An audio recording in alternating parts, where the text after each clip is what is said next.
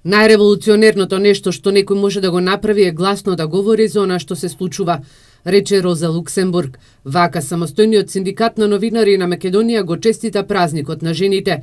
До пред неколку децении новинарството беше машка, но сега дефинитивно е и женска професија. Но од самостојниот синдикат на новинари вела дека по фрапантните примери на сексизам и во медиумите по повод Меѓународниот ден на правата на жената, има само една порака: престанете да молчете, престанете да бидете дел на културата која го негува и овозможува сексуалното насилство и родовата дискриминација.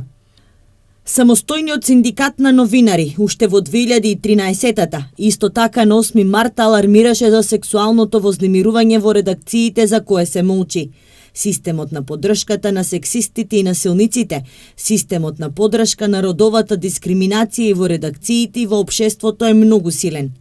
Одмавнување со рака, вртење глава и премолчување или смеење е дел од тактиката која е дел од тој систем, но како новинари и новинарки, ваше е да му се спротиставите.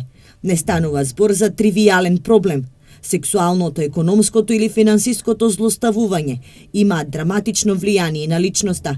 Во таа смисла, самостојниот синдикат на новинари им дава безрезервна поддршка на сите жени во редакциите, кои сметаат дека се дискриминирани само затоа што се жени или не добиваат третман равноправен со мажите, а разликата е особено очигледна во платите или функциите.